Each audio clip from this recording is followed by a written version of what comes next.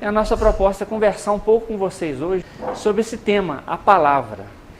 Está no livro dos médios. E muitas pessoas falam assim, mas por que a gente não é médio, não frequenta reunião mediúnica, por que nós vamos estudar isso? E eu estou compartilhando com vocês um estudo que, quando eu fiz isso, me marcou muito. A maioria dos trechos que foram ditos nesse livro me marcou muito. Eu falei assim, isso vale a pena levar essas minhas reflexões para a gente compartilhar, para ver o que a gente tem feito com a palavra, quais os recursos que a gente tem usado. E antes disso, queria começar com vocês lendo a mensagem lá do Vida Feliz, de Joana de Ângeles, para a gente ver que, assim como Kardec teve o controle universal dos ensinamentos dos espíritas, a gente vê que na doutrina espírita, vários médios diferentes vêm trazendo, vários espíritos vêm trazendo a mesma mensagem, reforçando para a gente a importância de determinados ensinamentos. Igual, por exemplo, Joana fala, nunca te omitas ante a tarefa de auxiliar, não somente com o dinheiro, com a posição social relevante, o poder se dispõe de recursos para ajudar. A palavra gentil é geradora de estímulos e valores que logram resultados preciosos. O verbo tem erguido civilizações, como levado multidões à guerra, à destruição. Usa a palavra para socorrer, emulando as pessoas caídas a levantar-se, aos que dormem a despertar, aos errados a corrigir-se, aos agressivos a acalmar-se. Fala com elevação e bondade, tornando-te microfone fiel a serviço do bem. Então, para a gente ver que a Joana já começa a nos orientar aí qual deve ser o motivo da nossa fala, quando nós devemos falar e como nós devemos falar. E a gente vê o seguinte,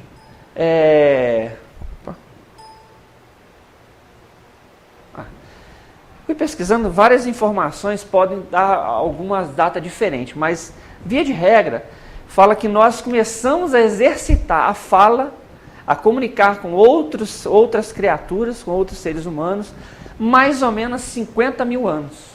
Ou seja, 50 mil anos que a gente vem fazendo isso que eu estou fazendo aqui com vocês.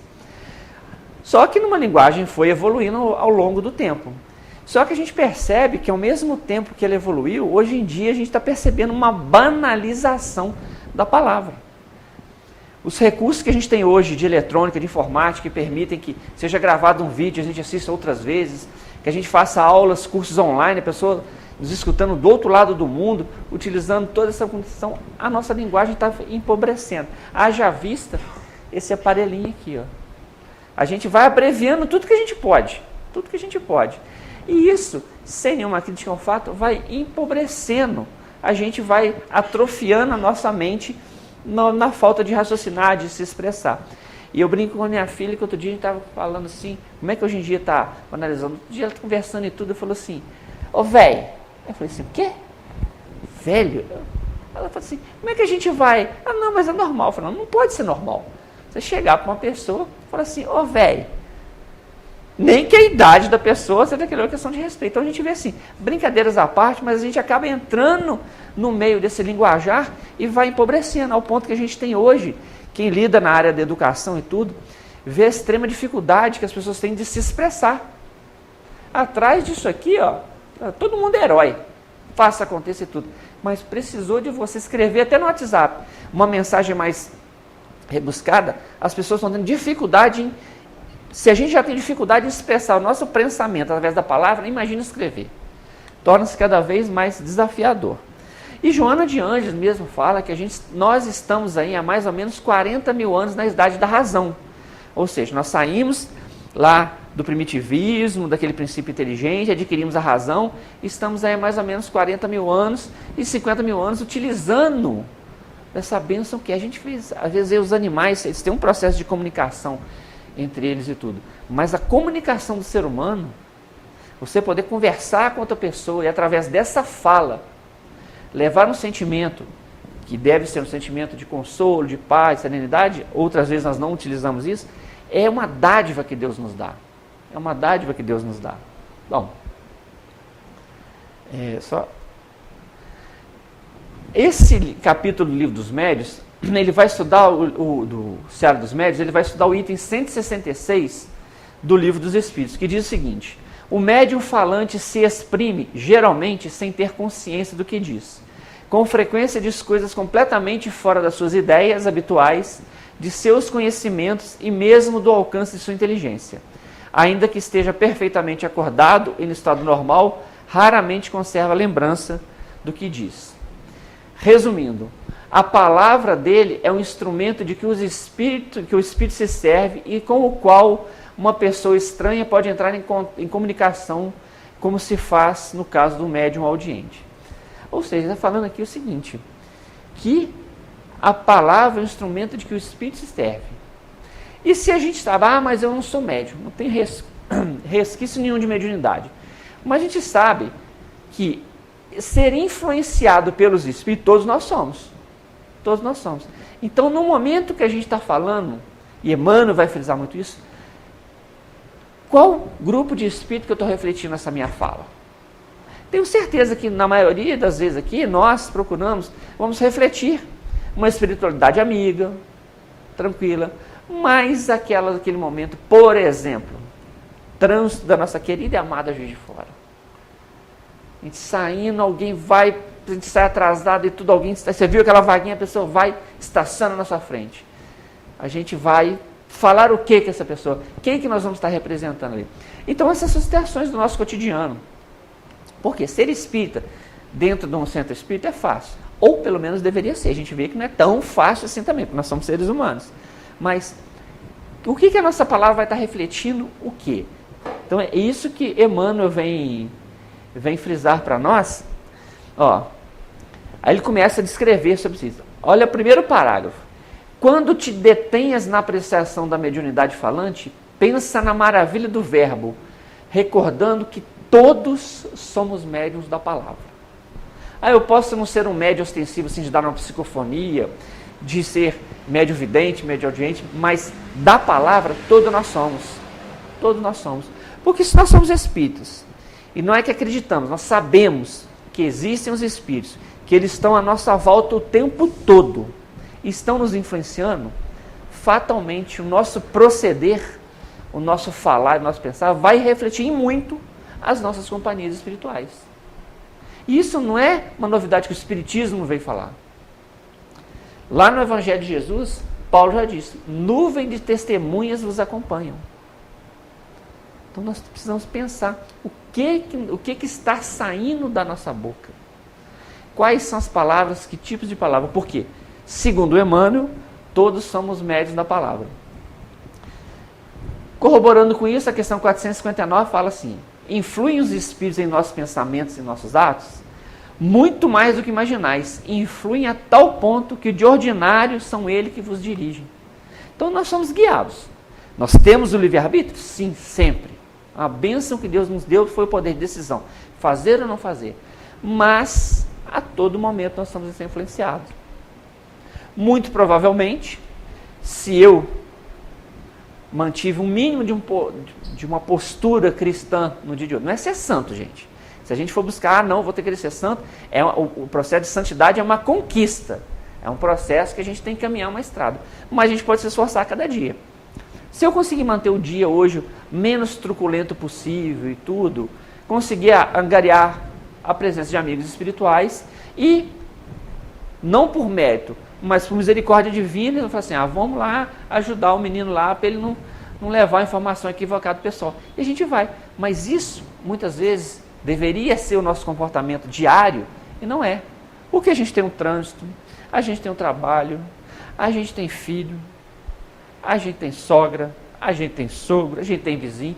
Todas essas situações que são os desafios para a gente mostrar realmente se nós estamos num processo de evolução, e isso muitas vezes a gente dá aquela escorregada e o que sai da nossa boca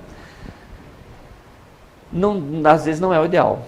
Lá naquele livro, naquela trilogia do mundo de regeneração, no livro No Rumo do Mundo de Regeneração, Manuel Filomeno de Miranda traz esse alerta para a gente. Precatem-se os sinceros trabalhadores do bem contra a maledicência, o amor próprio, o egoísmo insano, as exigências de pureza exterior, as infâmias e acusações ao seu irmão na seara da fraternidade e da união. Gente, e é lamentável, o que eu vou falar aqui não é crítica, a gente percebe. No movimento espírita, a gente está vivendo esse desafio. A gente vê, igual o Ronaldo falou, Os nossos avós, aqueles que tiveram avós, hoje a gente tem a liberdade de sair da nossa casa e falar, vou assistir uma palestra espírita, sem nenhum inconveniente. O máximo desafio que a gente vai ver é um trânsito, isso, aquilo, mas não tem ninguém olhando pra gente cara torta, ninguém falando isso, ó, vai lá mexer com essas coisas, vão jogar pedra, vão botar fogo, não. E a gente tem usado muito mal essa oportunidade, porque a gente vem aqui e fala, tá vendo? Aquele povo da FEAC lá, tem uns negócios esquisitos. Aí o povo da FEAC fala, ó, o pessoal da Casa do Caminho tá... A gente é tudo perturbado.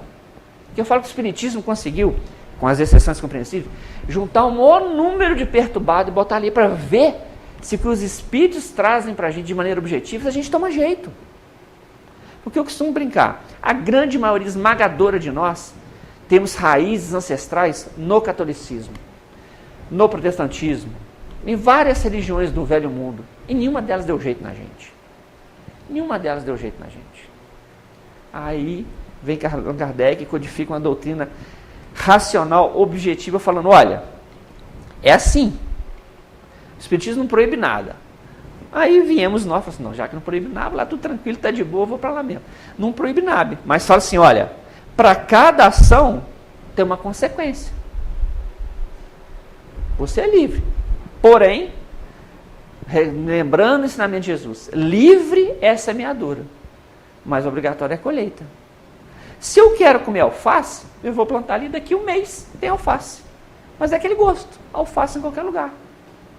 Gostoso, mas você come um, 2 dias, um terceiro, você não aguenta mais. Agora, se eu quero comer uma abóbora, se eu quero chupar uma manga, quem aqui já chupou manga do pé que a pessoa mesmo plantou?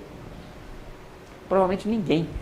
Porque vai demorar 60 anos, de repente, para uma mangueira dar uma manga. Você botar a semente ali e crescer e tudo. Então, assim, o que eu quero de retorno para a minha evolução espiritual depende do que eu estou plantando aqui. E, no dia a dia, nós temos utilizado a maledicência, que reflete um extremo amor próprio, egoísmo na gente. A gente não falta sentir, não vou falar nem invejar, a pessoa fala assim, não, tem inveja branca. Não, gente, inveja é inveja, não tem inveja branca não. Você pode ansiar, querer ter o que o outro tem, não dele, ter conquistas que o outro tem, mas fazendo o que ele fez, ou melhor. Mas a gente não. A gente não quer que o que o outro tem, a gente quer que o outro perca aquilo que ele tem para ficar igual a gente. Porque às vezes ele cresceu e a sombra dele nos incomoda. Aí a gente começa a utilizar de maledicência, a pessoa começa a ficar bem de vida, a gente fala, ó, carro novo, casa nova, está mexendo com alguma coisa errada. A gente é incapaz de falar assim, não, está levantando 4 horas da manhã, além do trabalho, está fazendo um bico ali, outro aqui, vai dormir 10, 11 horas da noite. A gente, não, falou que está, na época que vem de revistinha da Avon, falou que está vendendo da Avon, não, isso aí pode estar vendendo outras coisas junto com a Avon. Por quê? Nós refletimos os nossos desequilíbrios, as nossas mazelas nos outros. E muitas vezes utilizamos da palavra. E nós, espíritas, temos um péssimo defeito. A gente fala assim, mas eu ainda sou um espírito imperfeito. Gente, isso é a pior desculpa que a gente dá. Nós não somos espírito imperfeito, nós estamos espírito imperfeito. Por quê? Porque escolhemos caminhos diferentes. Porque está lá no livro dos Espíritos, na escala espírita, 3 grandes classes: espíritos imperfeitos, espíritos bons e espírito puro. Só que quando Deus não criou, Ele não criou a gente imperfeito para a gente ficar bom, para ficar puro. Não, Ele criou simples e ignorante. E as nossas escolhas, atitudes, comportamentos, nos levaram para a imperfeição ou para outra classe. Então a gente fala, mas é desculpa para continuar fazendo errado. Então, Filomeno traz essa reflexão para nós. E Emmanuel continua, e sendo o pensamento uma onda criadora a integrar-se com as outras, ondas de pensamento com as quais se harmoniza, a fala, de modo invariável, reflete o grupo moral a que pertencemos. Eu grifei isso aqui, gente, mas o que me incomodou profundamente, eu quero compartilhar essa angústia minha. Se vocês não concordarem, reclame com Emmanuel, por favor, não tem nada a ver com isso. Mas olha só, a fala de modo invariável, sempre, não tem exceção. Toda fala nossa vai refletir o grupo moral a que pertencemos. E grupo moral encarnado e desencarnado. Então a nossa fala invariavelmente vai refletir o grupo moral a que a gente pertence. Só que ora eu estou pertencendo a um grupo moral de encarnado e desencarnado mais equilibrado, ora menos equilibrado. Ah, mas a gente fala, a gente quer sair, mas e os obsessores? A gente joga a culpa para os obsessores. Uma vez na nossa casa, uma pessoa em tratamento durante muito tempo, processo obsessivo, aquela questão toda, e vai e levando lá o jovem, tudo no tratamento, até que chegou um ponto que houve uma orientação, falou assim, olha, o primeiro critério para se curar um processo de obsessão, o primeiro e principal e mais importante é a mudança de conduta daquele que está sofrendo o processo obsessivo. Aí o exemplo que foi dado. E tem um exemplo, muitos podem ficar assim, nossa, que chocante, mas o exemplo que relata tudo. O que atrai a mosca? É o lixo ou é o lixo que atrai a mosca? É aquela história. A gente em cima do lixo lá e fazia assim, ó, a gente espanta a mosca, parou, a mosca volta. Agora, se eu elimino o lixo, então, nós temos que eliminar essa sujeira que ainda trazemos, para quê? Para que o nosso grupo moral de encarnados e desencarnados passe a refletir nossa mensagem. Esse invariável aqui, gente, me tirou. Eu falei, não é possível. Porque a gente quer achar uma desculpa. Uma desculpa, mas não é sempre. É sempre. É sempre. Porque se nós estamos, por exemplo, vamos numa festa, um aniversário qualquer, estamos lá no grupo. Se aquele assunto começou, de repente, nos é desagradável, a gente, com muita delicadeza, tudo, vai, se afasta daquele. Não é isso que acontece? Alguém vai ficar ali, aquele negócio está fazendo mal, a gente vai ficar ali. Só se for muito masoquista mesmo. A gente sai.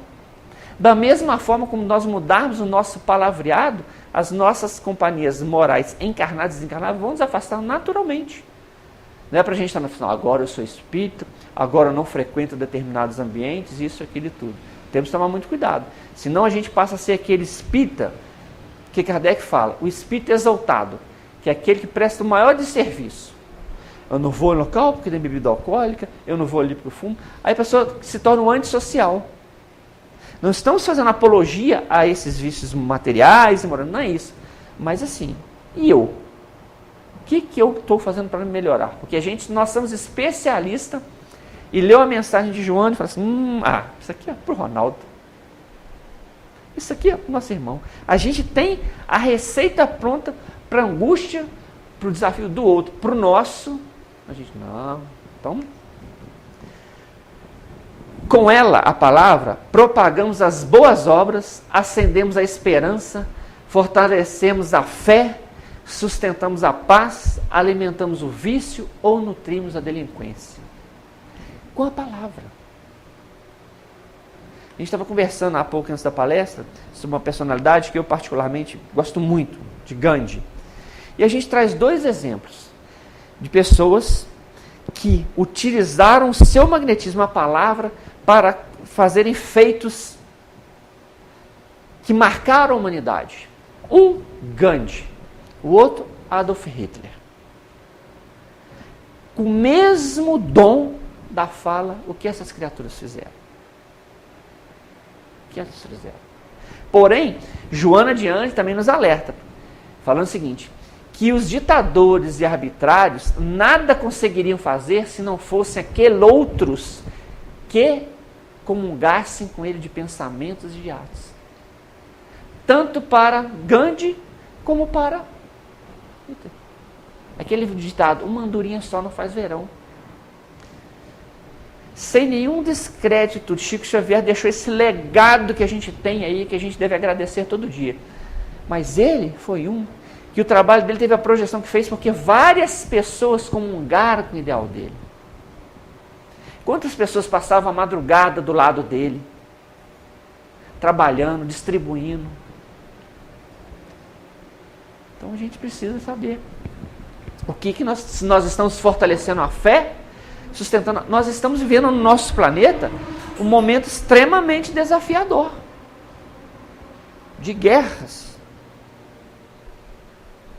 Mas às vezes a gente está muito preocupada com a guerra lá no Iraque, lá no Líbano, lá em Israel, e devemos nos preocupar e orar, mas esqueçamos da nossa guerra íntima, dentro do lar, com aquele vizinho desafiador, que para testar a nossa paciência, a nossa resignação, resolve num domingo lá por um horário muito cristão, 11 horas e tudo, botar um pagode, um funk, seja o que for, na altura, porque ele entende que seja correto isso e tudo, e a gente...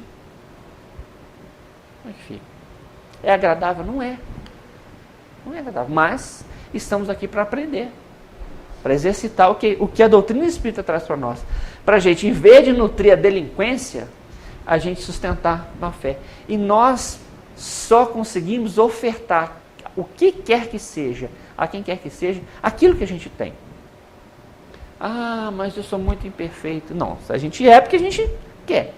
Quando a gente efetivamente não quiser, a gente melhora.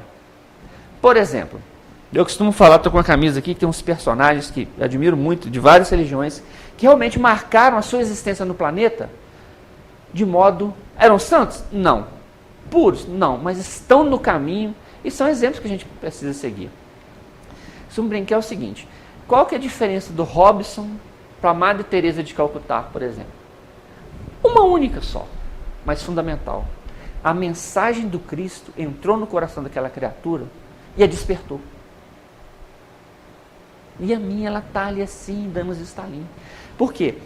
Todos nós aqui tivemos a oportunidade de escutar, ou diretamente da boca de Jesus, ou dos seus discípulos, ou o que quer que seja, a mensagem,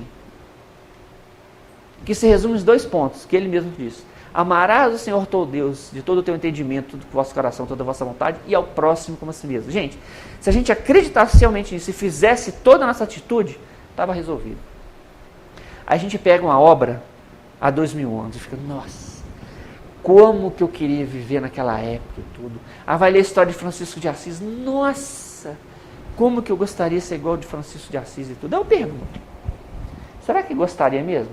Será que a gente passar no Parque Alfred de sábado, de manhã, e ver uma pessoa mal vestido, franzino, olhando para uma árvore daquela, falando assim, irmã árvore, irmã miquinho, a gente vai olhar assim, manda internar porque é doido. Mas era isso que São Francisco fazia. E ele conseguia enxergar a beleza e a providência divina na manifestação de toda a natureza, que ele conversava com as águas, com as plantas. Ah, eu queria estar na época lá e entrar como os cristãos primitivos na arena e dar o testemunho. Gente, será? Se somos reencarnacionistas, onde que a gente estava naquela época? Das duas, umas. Se a gente tivesse na arena, dando a vista em nome da mensagem do Cristo, a gente não estaria aqui hoje. Muito provavelmente a gente estava lá. Mas estava o quê? Lá na galera, na arquibancada. Joga mais cristão, eu quero ver sangue e tudo. Porque não é possível que a gente... E daquela... Sem nenhum demérito para aqueles que fizeram isso. Mas você entrava na arena, o leão te dava uma patada, você desencarnava e pronto, acabou. A questão hoje é que a gente tem que matar um leão por dia, é o leão da inveja, da maledicência, da calúnia, é domar o nosso leão íntimo no trânsito, é parar de reclamar, tá calor, tá frio. E a gente, são umas reclamações que a princípio a gente acha bobeira, mas a gente acostuma a reclamar. Acostuma a reclamar. E isso acaba tornando um vício. E às vezes a obsessão não tem nada a ver com a gente. Não está perseguindo a gente porque a gente matou, assassinou família e tudo, não. Mas o nível de conversa, o nível de sintonia, é mais ou menos igual ao nosso, ele se junta. Só que ele está numa sintonia que você ainda precisa do fluido animal, do fluido humano, ele está num certo desequilíbrio. E aí é sintonia, um com o outro. Bom, a palavra é um grande desafio. O exemplo que eu trouxe. E nós precisamos entender o seguinte... Nós espíritos ainda desconhecemos muito a grandeza desse espírito que nós conhecemos como Jesus. Nós, às vezes, costumamos materializar o mundo espiritual em vez de procurarmos espiritualizar a matéria. Para a gente ter uma ideia, nós vamos um dia nos tornarmos Cristo, o Espírito puro. E a gente ainda não tem nem condição de compreender que lá no Livro dos Espíritos, quando fala lá da escala espírita, fala que os espíritos da classe do espírito bom, os espíritos imperfeitos têm as boas e as más paixões. Ou seja, a gente ama do nosso jeito, mas a gente odeia com força. Os espíritos bons só têm as boas paixões. Gente, dá para entender o que é isso? A gente fala que dá, mas a gente não parou para pensar. O espírito da classe do espírito bom, ele tem predomínio da matéria. A matéria ainda exerce influência, mas ele não age sob a influência da matéria. Espírito que só tem as boas paixões, ele vai dar um exemplo clássico das mulheres, é fácil para a gente entender. Sábado, vou lá na manicure, aí vou, linda, bonita e cheirosa, estou lá fazendo manicure. Aí ela, sem querer, um equívoco, ela vai na unha do dedão, tá aquela catucada ali. Aí o dedo vai só inchando, vai parecendo um morango e tudo. Um espírito bom, se aquela criatura for um espírito bom, vai sentir dor? Vai, porque está na matéria. Mas a dor não vai fazer com que ele tenha uma ação envolvida pela dor. Ele vai sentir dor, mas ele jamais vai pensar um pensamento de praguejar aquela criatura, de isso e aquilo. Aí, não satisfeito com isso, ele pega um ônibus para vir. Aí a pessoa, ônibus lotado, quando pisa justo em cima de qual dedo?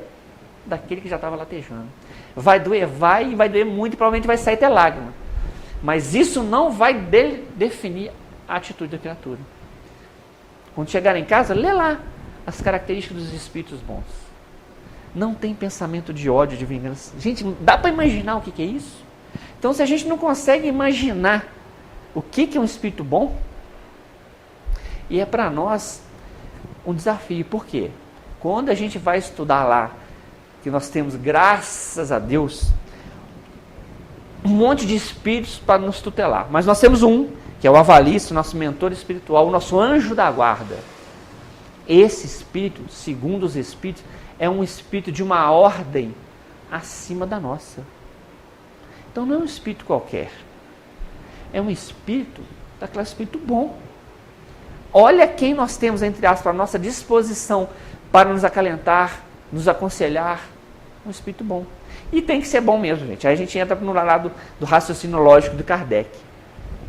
Por que não pode ter nenhuma paixãozinha? Por quê? Já pensou se ele tivesse, se ele ia ter a paciência que ele tem com a gente? Na segunda, terceira, ele ia falar, Jesus, não dá. Definitivamente, esse tutelado aqui não dá. Mas por isso que é de segunda ordem, porque eles não têm. Agora, um espírito puro, igual Jesus, não tem nem as boas nem as más paixões, não tem nenhuma influência da matéria. Por isso Jesus olha para essas duas criaturas da mesma forma. Da mesma forma. É um irmão menor. Jesus consegue ver o potencial de pureza, de cristalidade em Gandhi e em Hitler. Agora a gente não consegue ver bondade nem na nossa esposa quando eles não fazem o que a gente quer. E aí isso tudo a gente vai falar o quê? Nessa hora vamos ser médios da palavra de quem? Encarnado e desencarnado. Isso acontece, segundo ano, porque, em verdade, nunca falamos sozinhos, mas sempre retratamos a influência da sombra ou da luz que circulam no âmbito mental. Isso, gente, só vai piorando a coisa. Né? Nunca falamos sozinhos. Então aqui não tem essa de ser médio ostensivo ou não. Nunca falamos sozinhos. Influência da sombra ou da luz. E lógico, em vários momentos nós vamos refletir a luz. Que também a gente não tem que achar que eu sou um pobre coitado. Nós não somos nem a última Coca-Cola gelada do verão e nem a última bolachinha do pacote lá. Não. Nós estamos onde necessitamos estar, com as possibilidades mais adequadas e possíveis para que a gente consiga vencer a nós mesmos. Que o Robson consiga vencer a maledicência que ainda habita nele, o orgulho, a vaidade, tudo isso. E que eu consiga já manifestar para o meu próximo, no caso através da palavra, aquilo que a gente já conquistou.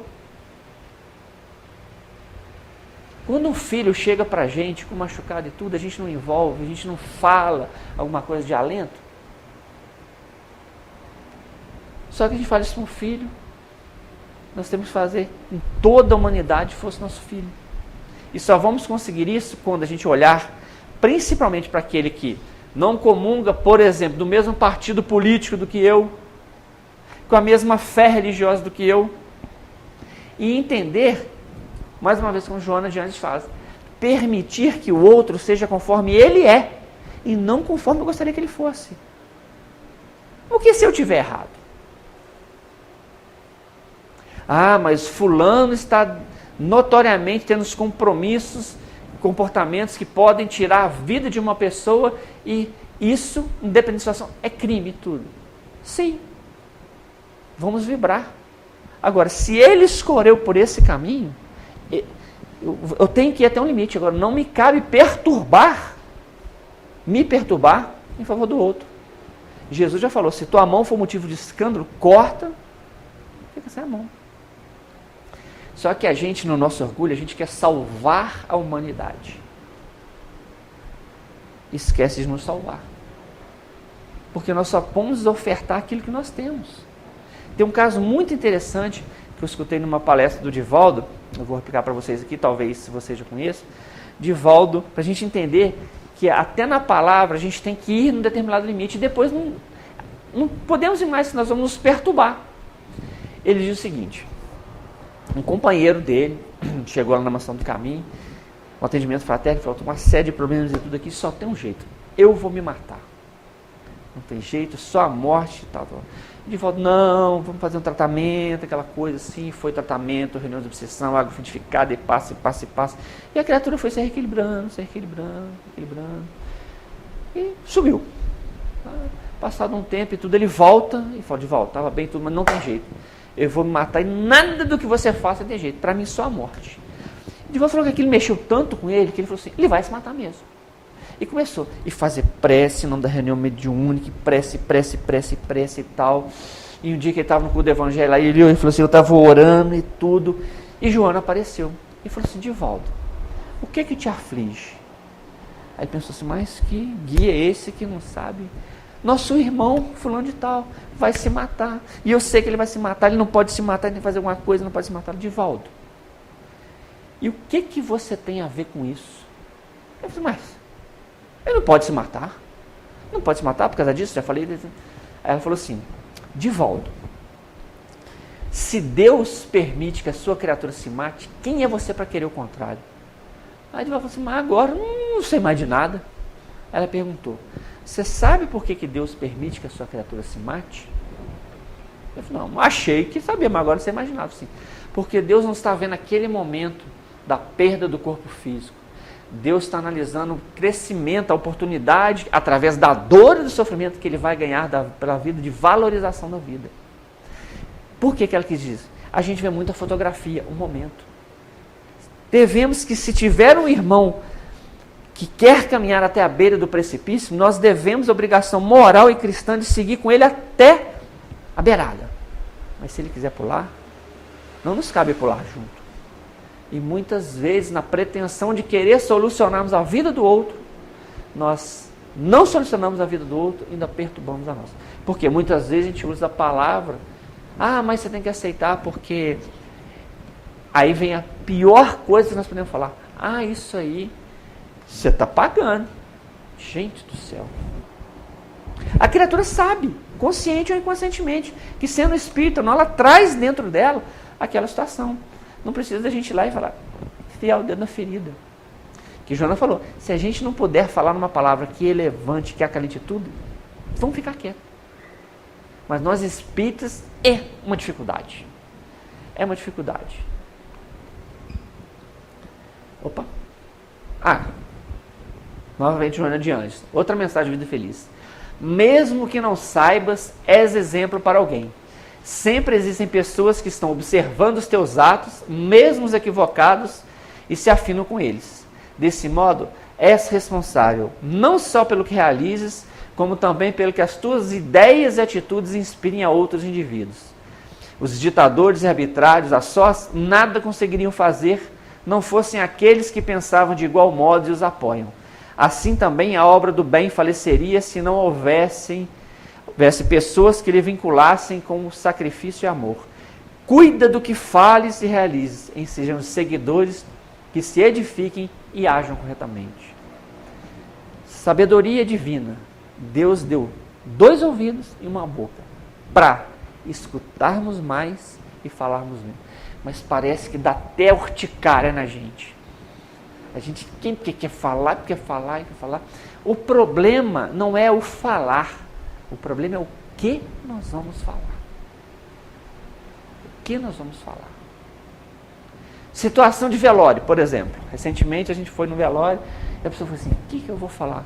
Mas eu falei, mas quem disse que você tem que falar alguma coisa?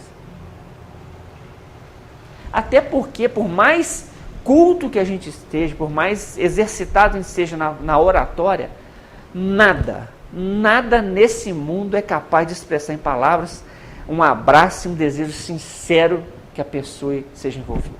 Como é que você vai expressar isso? Não tem jeito. Os Espíritos falaram para Kardec em vários momentos, o palavreado, o linguajar de vocês é muito pobre para que a gente possa se exprimir. Então, o problema não é o que falar, você torna a fala porque a gente literalmente fala pelos cotovelos.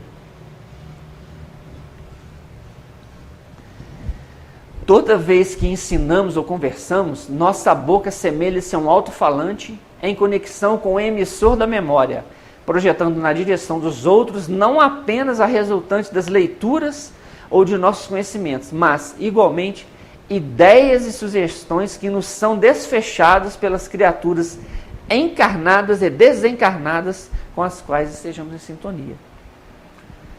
Então, o que a gente fala? E o que nós espíritos estamos colocando para dentro da nossa mente para que, no momento apropriado, os espíritos possam achar material ali para falar. Ah, não, vou com fé que na hora os espíritos vão ajudar. Eles vão. Mas, na época que tinha máquina de datilografia, vou pegar o teclado hoje em dia. Se está faltando tecla no teclado, a mensagem vai até sair, mas vai sair truncada. Então, que material, quais as ideias, quais leituras nós estamos colocando para dentro de nós? Um exemplo clássico, não é para a gente ficar bitolado, não. Agora eu vou quebrar essa televisão de lá de casa, não assisto. Não é isso. Mas nós temos o poder de termos um aparelhinho chamado controle remoto e selecionarmos o que a gente quer. Ah, mas só tem tragédia. Por que só tem tragédia? Alguém vende gelo nos polos? Alguém vende areia no deserto? Não, por quê? Porque ainda não tem procura. Só tem o que tem nas diversas mídias porque tem consumidor. Porque tem consumidor. Então nós temos o poder na nossa mão de consumir aquilo que nos vai alimentar a alma. Não estou falando que agora a gente só deve escutar música espírita, cantos gregorianos, só vou escutar palestras. Não é isso, gente. Mas se eu sei que estão alardeando aí, e hoje em dia os noticiários, a gente não tem, seja qual for a notícia, a gente não tem garantia nenhuma do que aquilo realmente está acontecendo daquela forma. Ah, mas como é que eu vou vibrar? Vive em favor do bem que os espíritos dão um jeito de levar essa energia para onde está necessário. Mas a gente não, a gente gosta. E vou citar um exemplo pessoal, como é um exemplo para não ser seguido, eu me permito citar. Tem um filme chamado Tropa de Elite. Eu assisti uma vez tudo, foi assistir o filme e falei assim, não vou assistir não, que esse filme aí, assisti o filme. Gente, eu fiquei desequilibrado de um tanto, mas de um tanto, que eu demorei realmente assim, uns 3 meses para voltar ao prumo que estava antes. Aí eu falei assim, não ver mais disso, porque vamos equilibrar e tudo. Ah, tá, mas eu vi, não teve nada a ver. Cada um tem alguma coisa que desequilibra. Aquilo lá mexeu comigo de um tal jeito que eu achava que tinha que eliminar tudo mesmo. Aí até eu voltar àquela situação, entender, não que é certo, que é errado, mas me equilibrar. Mas por quê? Foi o quê? Uma escolha minha. Ninguém me obrigou, vai lá, tudo botou o olho aberto, você vai. Não, foi escolha. E os amigos espirituais deram vários, não vai, não sei o que, tal. Só que nós temos livre-arbítrio. Assim como a gente pode falar assim, vai pula da ponte. Eu pulo se eu quiser. Não assiste. A gente vai assistindo por quê? O que eu estou colocando?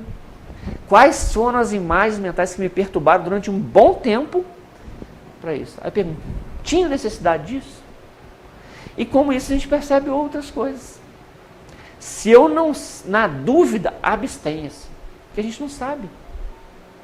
Igual os alcoólicos anônimos, na abstenção, porque a gente não sabe o que uma gota vai fazer, o que um copo vai fazer. Eu estou querendo falar mal de tudo ali, mas a gente não sabe. Se a gente falou a primeira vez, acha ressonância, pronto. E os espíritos precisam somente de um aval nosso para fazer a sintonia. Aí, para tirar a sintonia, já perceberam quando a gente está numa discussão, assim, no final das contas, quando a ficha cai, a gente não sabe nem o que estava discutindo mais. Então, nós precisamos preencher o nosso tempo, a nossa mente, os nossos olhos, com coisas que vão nos acalentar, vão nos alimentar positivamente. Não é agora só jejum e oração, aquelas coisas, tudo não. Mas é o bom senso que cada um de nós tem para quê? Botar para dentro da nossa mente aquilo que precisa e deve ser colocado para que a gente possa ser instrumento útil na mão dos amigos espirituais em todo e qualquer momento. Para não chegar lá em nosso lar e olhar assim, vamos ver quem fez prece para mim aqui. Só aquela criatura. E aquele atendia por obrigação. Por obrigação. Joana de Anjos fala, seja bom, nem que seja por interesse. Porque Emmanuel fala, a disciplina leva à espontaneidade. Exemplo claro disso é quando a gente vai tirar a carteira de habilitação. Primeira aula de habilitação, a gente chega lá. Hoje em dia tem 2 pedais, então vamos considerar os 3. Embreagem, é freio, acelerador. A gente fica assim, eu tenho 2 pernas e 3 pedais, esse negócio não vai dar certo. E mais volante, e mais marcha, e seta, e não sei o que lá, e tudo. A gente fica, nossa senhora, não vai dar jeito. Aí liga o carro, vai dar seta, limpa o limpador de para-brisa, aquele caos. Até que, através da disciplina, muita reza, a gente tira a habilitação. E com o passar do tempo, a disciplina nos levou a tanta perfeição que a gente acaba hoje dirigindo. Com uma mão do lado de fora, uma no volante, celular aqui, conversando com não sei quem, tal, xingando o motorista. O que antes era algo extremamente complicado, a disciplina tornou fácil para a gente e a gente acaba emendando. Ou seja, se eu tenho dificuldade em fazer algo bom agora, vou fazer nem que seja por interesse. Ah, mas onde fica o mérito? É lógico que aquilo que a gente faz por espontaneidade já representa uma vitória que a gente teve no passado. E é lógico que quem faz sem desinteresse tem mais mérito que aquele que faz por interesse. Mas mais mérito tem aquele que faz por interesse do que aquele que não faz por jeito nenhum. De jeito nenhum. Então até uma questão de inteligência a gente ser bom. Ah, mas eu não sou hipócrita, não sou falso. Bom, quando a gente encontrar num umbral, a gente vê o que vale a pena. Se foi um hipócrita bondoso, ou se foi aquele que se achou a alma iluminada lá, e vai ter que olhar com a poça afundada na lama até o nariz assim, e falar, hipócrita, pelo amor de Deus, me ajuda aqui. Brincadeira da parte, mas a gente precisa pensar nessas coisas. Através dos nossos conceitos orais, o pessimismo é porta aberta ao desânimo. O sarcasmo é corredor rasgado para a invasão do descrédito. A cólera é gatilho à violência. O azedume é clima de enfermidade e irritação, fomenta a loucura. Mostrando que cada sentimento nosso, o que a gente tem feito. Por que os consultórios, principalmente de psiquiatras, psicólogos, estão lotados? Depressão, síndrome de pânico, tudo. Em cada vez pessoas mais jovens, adolescentes. Por quê? Na nossa época, a grande maioria de nós aqui, era um desafio. Você tinha que correr atrás de muita coisa. Hoje a coisa é pronta, está pronta. Então, assim, a decepção hoje faz parte muito mais da vida dos adolescentes, dos jovens, do que da nossa época. A gente não tinha nem tanta pretensão para ter decepção. Hoje em dia, não. Hoje em dia, se eu não tenho um celular da moda, vou me matar. Aí cabe a nossos pais a responsabilidade de que nós estamos fazendo com essas criaturas dentro de casa. Principalmente isso aqui, ó, sarcasmo, descrédito. Essa tarefa nova da atividade espírita não vai dar muito certo, não. Por quê? Porque não sou eu que estou fazendo, porque é o outro. E eu não estou nem preocupado com a tarefa. Estou preocupado que meu nome não vai aparecer, não. Porque a grande maioria de nós, com as exceções, ainda acha assim, não, eu tenho que estar na casa espírita, aí eu tenho, para ficar bem na fita, eu tenho que começar a frequentar um grupo de estudo, frequentar um grupo de estudo, eu tenho que fazer estudo, mas o auge mesmo vai ser quando eu for para a reunião mediúnica. Como se, a gente estava comentando, como se fosse uma hierarquia. Não sei se era aqui, não. Quando eu for médium, aí, gente, tem que rezar para não ser médium. Porque procure um livro chamado Emmanuel, o livro chama Emmanuel, do próprio Emmanuel, e vai lá e leiam o trecho seguinte: quem são os médiums na sua generalidade? Quando o pessoal começou a ficar endeusando, Chico, aquela toda, o Emmanuel publicou esse livro, quem são os médiums na sua generalidade? Leiam, vale a pena a gente ler, para a gente saber aqueles que somos médios, aqueles que não somos, o que a gente está querendo ser. Né? Aí muitas pessoas, depois que vocês lerem, vocês vão entender o que eu estou falando. Aí a pessoa lê e fala, nossa, ainda bem que eu não sou médio, não estou desse jeito. Talvez a gente não tenha nem equilíbrio suficiente para ser médio, para aguentar aquilo que está lá. Então, gente, se vocês forem querer mexer com essas coisas, deu nisso. Se correr o bicho pega, se correr o bicho pega também, porque o bicho está pegando para todo mundo. Porque passou da hora. Passou da hora. A gente está achando que no estalar de dedos, não, agora vai ficar tranquilo, tudo numa boa, porque o planeta vai se transformar em regeneração. Vai, porque está nos desígnios da criação. Agora, quando e como é responsabilidade nossa. Se vamos estar nele quando ele for regenerado, aí já é bem diferente. A gente fala assim, não, nessa já deu, vou deixar para a próxima. Pior, conversando uma vez um pessoal lá, o pessoal do FIAC, assim, nós somos perturbados, mas nós somos num nível top de perturbação, né? A gente estava conversando lá no grupo de estudo e falou assim, não podemos ficar tranquilo, porque é o seguinte, se a gente não reencarnar num planeta de regeneração, nós vamos continuar reencarnando num planeta de prova e expiação. E está de boa, nós já estamos acostumados. Eu falei, olha, não é bem assim não. Por quê? Porque nós vamos reencarnar num planeta de prova e expiação, mas num planeta primitivo que está saindo para a prova e expiação. Então, luz elétrica, nada. Geladeira, nada. Micro-ondas, nada. Airfryer, nada disso. É cavernão bravo mesmo. Por quê? Que diferença vai fazer a gente encarnar num planeta igual à Terra, se tudo que a Terra está oferecendo para a gente de desafio e possibilidade, a gente não está aprendendo? Vamos reencarnar onde o desafio. Por quê? Os próprios espíritos falam, numa floresta, uma flor desperta com as primeiras folhas de orvalho. A pedreira, na mesma floresta, só com dinamite. Tem hora que nós somos aquela alma cândida, que despertamos, tem hora que a gente haja dinamite para fazer a gente movimentar. Então, será que nós estamos pensando mesmo que vai valer a pena reencarnar? Não, eu vou deixar para a próxima, para o mundo de prova e expiação. Então, precisamos, não sou eu que estou falando, a gente está na codificação. Desse modo, ainda que trevas e espinheiros se alonguem junto de ti, governa a própria emoção e pronuncia a palavra que instrua ou console, ajude ou santifique.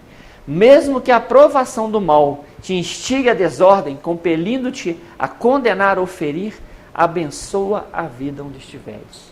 Independente, mas você não sabe, Robson, a luta que eu estou passando, os desafios, ainda bem que eu não sei. Como nenhum de vocês sabe o que eu passo. E ainda bem que é assim. E ainda bem que é assim. Por quê? Porque senão a gente, descobrindo realmente a dor do outro, vai falar assim, nossa, eu achando que a minha era... Joana de Anjos fala, visite a dor antes que a dor te visite. Se a gente está achando que a nossa vida está ruim, e muitas vezes a gente acha mesmo, não é um conselho, é uma sugestão. Quem sou eu para dar conselho? Uma sugestão. Vão aqui numa cidade próxima à nossa, Paraíba do Sul, e visitem uma instituição chamada Instituto Imaculado Coração de Maria, coordenado e gerido por as freiras de Dom Orione, que cuidam de dezenas de mulheres, jovens, adolescentes, extremamente deformadas, física e mentalmente. E não são deformidades que a gente está acostumado a ver no nosso dia a dia. Então, quando a gente achar que a nossa vida está ruim, para a gente abençoar a vida onde a gente estiver, vamos lá. Vamos lá agradecer o corpo que eu tenho. Pode não ser o que eu acho que eu deveria ser, mas é o que eu necessito. a vida que eu tenho, a sogra que eu tenho, o emprego que eu tenho, o país que eu tenho, o governante que eu tenho, seja ele qual for. Por quê? Porque tem situações, pessoas, situações infinitamente mais desafiadoras que a nossa e nos dando exemplo de resignação. Então fica só uma sugestão para a gente ver. Aprendamos assim a calar toda frase que malsine ou destrua.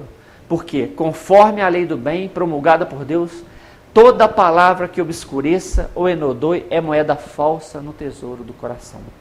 E Emmanuel vem falar também, eu acho que no Pensamento e Vida, fala que toda ação no bem se transforma em advogado em nosso favor, aonde e quando necessitarmos.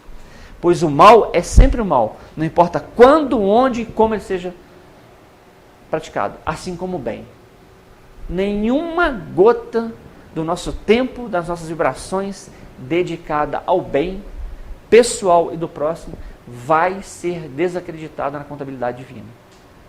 Então, a reflexão da palavra é, antes de tudo, para mim, e eu resolvi compartilhar com vocês, porque se nós temos esse dom, essa bênção de conseguirmos expressar, que possamos, se não temos a capacidade ainda de falar algo positivo para alguém que pensa diferente, sente diferente, vive diferente, que a gente pelo menos cale. Porque toda frase que malsina ou destrua vai voltar com juros e correção monetária em nosso desfavor. Por quê? Porque antes de ser a lei de Deus, é a lei de consciência. A gente chegar no mundo espiritual, o nosso avalista, nosso mentor, não vai estar lá com um tablet, o que quer que seja, assim, Robson, não teve jeito não, aqui ó.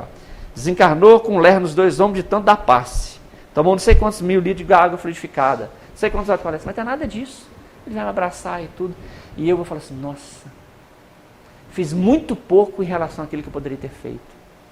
O fato de não ter ninguém nos apontando é que nos incomoda. Quem leu Memória de um Suicida, vê que toda a turma do Camilo, o espírito Camilo ali, encarnou. E ele ficava lá com medo, tudo, e ninguém teve um olhar diferente para ele. O pessoal olhava, e aquilo foi dando uma angústia tão grande para ele, que eu falei, só tem um jeito, eu tenho que reencarnar, porque eu não consigo mais ver aqui, porque a minha consciência está cobrando, que eu devo a quem? A mim mesmo. A mim mesmo. E eu tenho, a nossa consciência pesa. E não há nada pior do que uma consciência pesada. Como não há prazer maior do que uma consciência tranquila. Tanto é que na questão, que me fala de número agora do Livro dos Espíritos, da questão de felicidade, Kardec pergunta, mas felicidade é relativa às posses, isso aqui no planeta que a gente vive. Haverá algum padrão de felicidade comum a todos os seres? Sim. No campo material é a posse do necessário. No campo moral, a consciência tranquila e a fé no futuro. Uma consciência tranquila não tem preço. Aí a gente nos lembra de Francisco de Assis, quem leu a biografia dele, que fala que ele estava lá, já cego das 2 vistas, todo alquebrado, lá, carpindo seu jardim, tudo lá, tirando a erva daninha e tudo, e Frei Leão chega para ele e fala assim, paizinho, se a morte viesse te buscar ainda hoje, o que o senhor faria? Ele, Frei Leão, se a morte viesse me buscar ainda hoje, eu continuaria a carpir meu canteiro, mostrando que era uma consciência em paz consigo mesmo. Sim, sabendo que poderia ter feito muito mais, mas que o mínimo a que ele foi dado, ele cumpriu.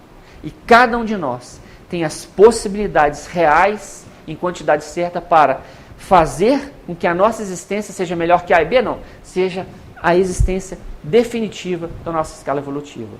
Por quê? Já passou da hora de cada um de nós realmente aceitar Jesus, não só através da palavra, mas que ele possa florescer no nosso coração e nos tornar pessoa melhor, para que a nossa contribuição para esse mundo de regeneração seja a nossa própria regeneração, o nosso testemunho de ser mais cristão, ser mais espírita, mas acima de tudo, sermos pessoas mais fraternas. A gente precisa exercitar essa fraternidade. E a fraternidade não é amar todo mundo. Amar todo mundo é uma consequência de, num primeiro momento, eu tolerar, eu entender, eu pensar que possivelmente eu posso estar equivocado de algum ponto. E qual o problema? O problema não é o erro. O problema é a gente não reconhecer o erro e continuar errando, continuar errando. E só para finalizar, talvez você já tenha escutado, essa história é contada de várias formas. Diz que um rapaz passando uma viagem, ele parou o carro para abastecer num posto, e o frentista abastecendo, ele viu que tinha um cachorro bonito, assim, aqueles cachorros de rua bonitão, sentado, deitado assim, e o cachorro estava gemendo. E o cachorro gemendo, e aquilo incomodou. Aí o frentista foi acertar com ele e falou assim: mas esse cachorro está gemendo? Por quê? Não, está gemendo porque naquela madeira que ele está sentado ali tem um prego, e o prego fica fincando na coxa dele, e ele geme. Eu falei assim: mas por que ele não sai daí? Ele falou assim: porque está doendo para ele reclamar, não está doendo o suficiente para ele sair dali. Então a gente precisa ver, por que será que a gente ainda não mudou? Será que porque o desconforto, não é porque ainda está bom do jeito que está? Se eu não melhorei ainda, é porque eu estou contente do jeito que eu estou. E se minha consciência fala que eu preciso melhorar, eu tenho que achar descontentamento onde eu estou e contentamento na situação futura. Eu tenho que achar contentamento na felicidade de todos que estão à minha volta, independente de tudo. Mas eu não consigo de hoje para amanhã. O torcedor aqui no Juiz de Fora é mais isso. O torcedor do Vasco não vai achar de amanhã contentamento com a alegria do torcedor do Flamengo. Não vai. Mas ele não querer matar, não querer apedrejar, já é um começo. Só que tem que ser o começo hoje, amanhã, tudo, para que daqui a um mês, um século, uma existência, ele passe a amar. Porque a natureza não dá salto, meus irmãos. Mas cada um de nós pode dar um passo mais forte, mais firme na direção do Cristo. Que Ele continue tendo paciência com cada um de nós e não nos desampara, como não tem nos desamparado nunca. Muita paz, que Jesus nos abençoe.